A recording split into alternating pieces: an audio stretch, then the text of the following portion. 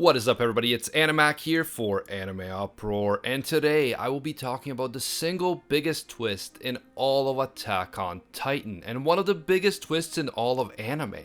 The Attack on Titan anime has finally caught up to the part of the manga where the massive basement mystery is revealed. And this single revelation throws everything we thought we knew about the world of Attack on Titan out the window and changes everything, not just for us, the fans, but also for the characters who live in that world. If you've read the manga or seen the third season of the anime, you know the crazy twist that I am talking about, but in this video I will not only be talking about what happened in the basement. I will also be talking about how the basement shifts the entire narrative of the Attack on Titan story and moves the plot to a whole other level. The basement changes everything in Attack on Titan, and I would argue that it makes the already captivating story even better and even more relatable to all of us who are reading and watching it.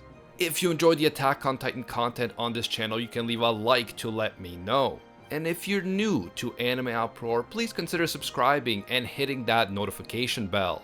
At the very beginning of the Attack on Titan story, we are introduced to the Titans, giant, mindless monsters who want nothing more than to devour humans. The behavior of these Titans is very similar to the behavior of zombies in popular zombie horror fiction, but the Titans have the added advantage of being giants compared to normal humans. Because they don't appear to have much intelligence overall, and because their sole purpose seems to be to devour humans, the Titans are the embodiment of mindless evil. The Titans are a force of nature, monstrous villains that seemingly have no moral worth or agency. As such, members of the Survey Corps and the other human characters have no sympathy for the Titans, and they feel no remorse when killing them. After all, these are big dumb monsters who want to devour you, so it makes sense for you to defend yourself by killing them. Our protagonist Eren holds this exact view at the beginning of the story. As a child, he always dreamt of venturing beyond the walls that separate the humans from the Titans, and he hated that these evil Titans prevented him from exploring and enjoying the outside world. After the fall of Shiganshina District and the death of Eren's own mother at the hands of a Titan, Eren's dislike for the Titans turns into an obsessive hatred. He vows to destroy every single Titan in order to avenge his mother and in order to ensure that no one else will have to suffer at the hands of the Titans. At this point, Eren's hatred of the Titans is reminiscent of Captain Ahab's hatred for a whale named Moby Dick. Captain Ahab loses a leg to Moby Dick, and after that he begins obsessing over getting his revenge on the whale. But here is the problem. A whale is just an animal, a wild beast. A whale is driven by instinct. He is just looking for food and trying to survive. There is no ill intent on the part of the whale towards the captain, and because of this, it is impossible to get revenge on an animal. An animal isn't out there plotting to deliberately hurt humans. If it hurts humans, it is because it was in the process of following its natural urges, and the humans somehow got in the way. In the same vein, in most cases, an animal cannot fully understand that what it did in the past was wrong. So the idea of exacting revenge on an animal will always be a fruitless endeavor. And the same appears to be the case with Titans, at least in the beginning. Titans are mindless creatures following their natural urges and instincts, nothing more. They don't have any ill intent or malice, they just are the way they are. It is impossible to exact any form of meaningful revenge on a Titan. You can try to kill all of them so they can't hurt anyone else in the future, but you can't make a Titan understand the consequences of their actions in the same way that you could make a human understand.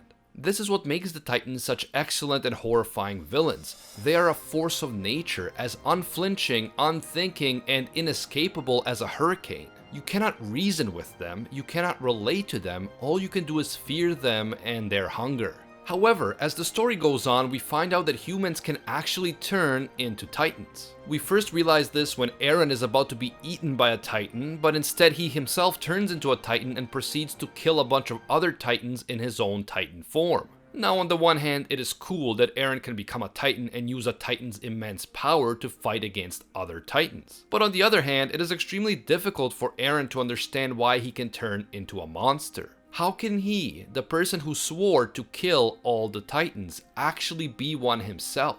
This very concept that humans can become Titans is a huge game changer, but because Eren can turn back into a human after he becomes a Titan, the other Titans who can't are still seen as mindless monsters. Our first indication that something is off, even with the mindless titans, is the 34th expedition and the titan that was encountered by Ilse Langnar during that expedition. Not only does this titan not eat Ilse when they come across each other, but this titan is shown speaking to Ilse and even bowing to her and showing respect. Shocked that the titan can speak, Ilse tries to question it about its motives. The titan becomes uncomfortable and starts facing an internal struggle of some kind.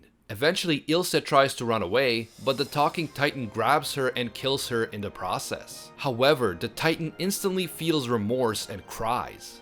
This is the first indication that we get that even the mindless titans have human abilities like speech and emotions like reverence and regret. Of course, we later learn that all the mindless titans were once human beings, and that they were all turned into titans against their own will. The talking titan who killed Ilse is a former member of the cult that followed Ymir from the 104th Training Corps when she was being worshipped as the reincarnation of Ymir Fritz. And this talking titan appears to have confused Ilse with Ymir because of their similar appearance. The thing that struck me the most about the talking titan before I read the manga and before I knew the truth about the basement was how the titan seemed to be struggling against its own instinct to harm humans. And although it ultimately failed to contain its violent tendencies, the talking titan clearly did not want to hurt Ilse. The revelation that all of these seemingly evil titan monsters are actually humans who were turned into these monsters against their will and who kill other humans only because it is their natural urge and not because of any malice or ill intent really throws everything we thought we knew about the world of Attack on Titan for a loop. From this point on, the video will contain manga spoilers beyond the current episodes of the anime, so if you're a strict anime only, proceed with caution, you have been warned. Suddenly, our heroes from the Survey Corps realized that every time they killed a titan, thinking that they were just doing the world a favor by destroying a monster, they were also killing an innocent human being in the process. Of course, the titans were often killed in pure self-defense and the Survey Corps didn't have another choice, but it was still such a traumatizing experience for them to learn that all of these monsters that they hated and rejoiced in killing were just innocent people like Connie's mother or Grisha's first wife. And speaking of Grisha's first wife, as a result of the discoveries found in the basement, Eren and the others realized that not only was every titan once a human being, but in fact, titans are not even the ultimate villains of the Attack on Titan story. It turns out that humanity outside the walls has not perished, and the humans behind the walls are not the last remaining humans on Earth. Outside the walls, humanity is thriving, and the humans outside the walls have developed more advanced technology than the humans inside the walls, including photography, airships, advanced military weapons, and so on. However, the humans beyond the walls are not living in peace. In fact, the basement reveals that the humans behind the walls are living on a large island called Paradise, and that they are one segment of an ancient nation called Eldians. Nearly 2,000 years ago, an ancestor of the Eldians called Ymir Fritz somehow gained the power of the 9 Titan shifters, and she used that power to form a great Eldian empire that ruled over much of the world. Nevertheless, the empire eventually collapsed because after Ymir's death, the 9 Titan shifter powers were held by various Eldian noble families, and these families used them to wage wars of dominance against each other. Tired of all the brutal infighting among the Eldian noble families, the 145th Eldian king called Karl Fritz decided to abandon the continent that Eldia dominated, and he moved a segment of the Eldian population to the island of Paradise. There he used the founding titan's power to construct the 3 walls, and he also used the power of the founding titan to erase all the memories of the outside world from all the Eldians on the island.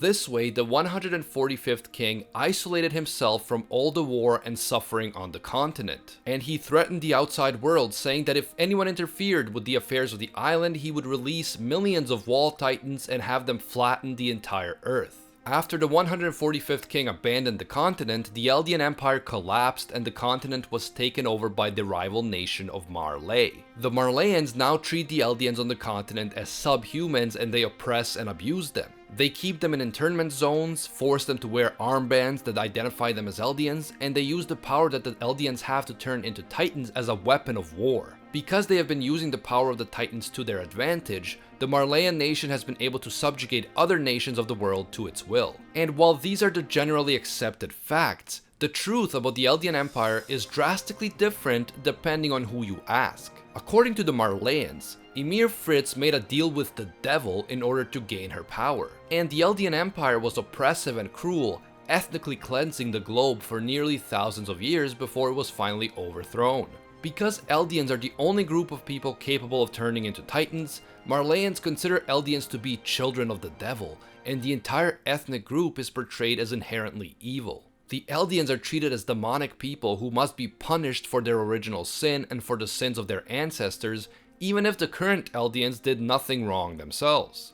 This version of history is clearly designed to make the Marleyans look like the victims and to justify their terrible treatment of Eldians, including their exploitation of Eldians for the purposes of war. On the other hand, among the Eldians who are still living in Marley, there was a rebel group called the Eldian Restorationists, and Eren's father Grisha was a prominent member of this group. The Restorationists believed that Ymir Fritz's Titan powers were a gift from God, and that the Eldian Empire was just and benevolent. The ancient Eldians used Titan powers to build roads, bridges, and other important infrastructure, and all of this greatly advanced the progress of humanity. Rather than seeing Eldians as inferior in the way that Marleyans do, the Eldian Restorationists see the Eldians as superior to other nations, and they believe that Eldians should once again rule over others. The truth is that both of these drastically different views of history are very self-serving, and they feed into the idea that one group is superior to another. Marleyans believe that they are superior to the Eldians and that the Eldians must be dominated by Marleyans. And Eldian Restorationists believe that they are superior to the Marleyans and that they should rule over them. However, the Owl, Eren Kruger, an Eldian rebel who infiltrated the upper echelons of the Marleyan military, explains to Grisha that it is likely that both of these one-sided versions of history are wrong. In chapter 88 of the manga, Eren Kruger talks about the power of propaganda, and how anyone can become a god or devil depending on which version of a story people believe to be true. Kruger says that there is no such thing as truth in this world, and it is likely that everything we think we know is actually propaganda. If Eldians were deliberately ethnically cleansing the world for almost 2,000 years as the Marleyans claim, then there would be no one left alive today except for Eldians. But at the same time, Kruger points out that he has never met any human being who is as completely benevolent and great as the Eldian Restorationists claim that their ancestor Ymir Fritz was. It is highly likely that both versions of history contain elements of fiction, exaggeration, and propaganda. But if a large group of people begin to believe all of these things, then in their minds this becomes the truth, and the actual truth no longer matters. This is the same lesson that we learned from George Orwell's famous book 1984. There is a well-known quote in that book which states, "Who controls the past controls the future. Who controls the present controls the past." This means that our understanding of history will inevitably shape our outlook on the future, and those who have the power in the present can use that power to manipulate our understanding of history. So for example, Marleyans force all Eldian children to learn about how their ancestors were evil and how they must atone for the sins of their ancestors by showing unquestioning loyalty to Marley. They brainwash the Eldian children by feeding them a very one-sided version of history that makes Marley look good and Eldians look terrible. On the other hand, the Eldian Restorationists accuse all Marleyan official history of being nothing but manipulative lies designed to slander Eldians. But the Eldian Restorationists constructed their own version of history that puts Ymir Fritz and the Eldians in an exclusively positive light. And they did this based on ancient historical documents that they found, documents which talk about ancient Eldia. However, the Eldian Restorationists are actually unable to read the ancient language that the documents they found are written in. So they are constructing their version of history solely based on a few vague images that they found in these books. They don't actually have concrete evidence for their version of history either. I completely agree with Eren Kruger when he says that both versions of history are clearly self-serving and are very likely false, even if they contain some kernels of truth. And this is the beauty of Attack on Titan, and this is my favorite part of the entire story. The true message of Attack on Titan is that all history is subjective. All history is written by the victors, and human beings have inherent biases that cloud their judgment. Furthermore, The greatest enemy of mankind are not zombies or giant monsters or even modern weapons. The greatest enemy of mankind is man. As Hanji points out after the revelations from the basement, the Titans are not the true enemy. The true enemy is humanity. There is a famous phrase in Latin, homo homini lupus est, and it means man is a wolf to man. Simply put, even though we as humans are so much more intelligent than wild beasts, we often still treat each other like wild beasts. Clearly the Marleyans who abuse the Eldians are doing terrible and unjust things. Look no further than the fate of Grisha's sister Faye for confirmation of that fact. Even though many Marleyans behave in terrible ways towards Eldians, there are also some Marleyans like Theo Magath who are more tolerant towards Eldians. On the other hand, there are of course many Eldians who are good people, but there are also Eldians who are cruel and evil. For example, there are no Marleyans behind the walls on Paradise, but even without the Marleyans, many Eldians treat each other terribly. And if we just look at how the minority bloodlines like the Ackermans were treated by the military police behind the walls, we can see that the world of Attack on Titan is just like our own world. Just like in our own world, no nation is completely pure or completely evil. There are good people and bad people in every nation, and there are good people and bad people on both sides of conflicts. The world is not black and white, and the biggest message of Attack on Titan is to warn us about the power of propaganda and the tendency of human beings to treat each other cruelly in the name of fictional narratives which have little basis in reality. Despite incorporating fictional Titan powers into the story, the world of Attack on Titan is a powerful reflection of our own world and all of its many problems. Unfortunately, this important message has gone over the heads of some people, especially people who don't take the time to fully comprehend the Attack on Titan story. I have seen way too many individuals taking to Twitter and other social media to accuse Attack on Titan of promoting authoritarianism and other nonsense because they saw manga panels which contained images of internment zones and people with armbands. Because they don't take the time to actually read the story, they see these panels of Eldians and Marley which remind us of the horrors of World War II, and they immediately accuse the creators of Attack on Titan of promoting the injustices of World War II. Nothing could be further from the truth, and I may eventually make an entire video just on this topic because of how often I've seen people make these claims out of ignorance and without taking the time to actually understand the context. Merely referencing World War II does not mean that the author is promoting the horrors of World War II.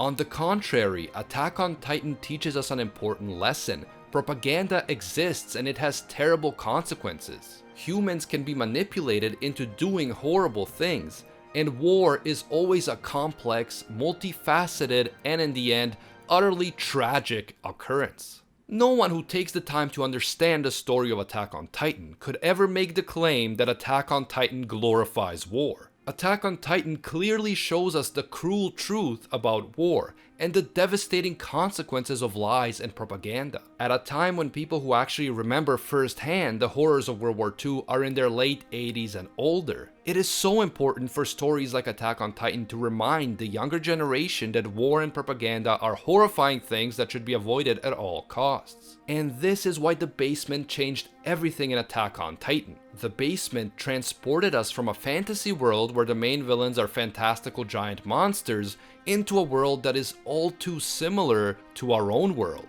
A world where the true enemy of humanity is none other than humanity itself. That is such a profound narrative shift and such an important lesson for all of us, and that is why Attack on Titan is easily my top 5 anime and manga of all time.